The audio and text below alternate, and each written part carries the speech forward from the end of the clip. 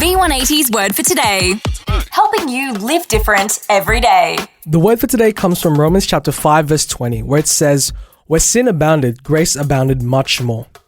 Just minutes before his final breath, Jesus cried out, "Tetelestai," from the cross. In English, it is translated as "it is finished."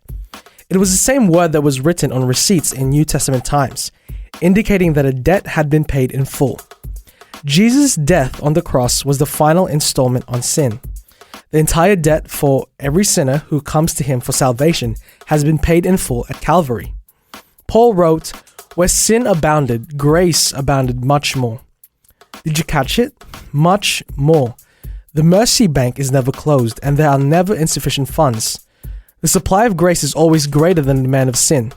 The split second we confess our sin, a miraculous transaction happens.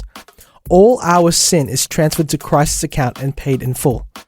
But as good as that is, it's only half the gospel. There's a second transfer that takes place.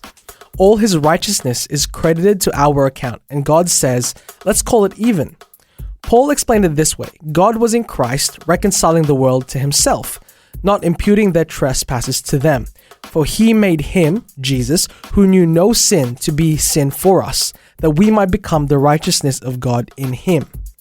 To be in Christ means we stand in his righteousness rather than our own. So when we stand before God, we won't have to account for our sin because it was already accounted for at the cross.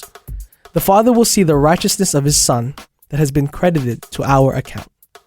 This has been your word for today. The word for today, as featured in V180 magazine.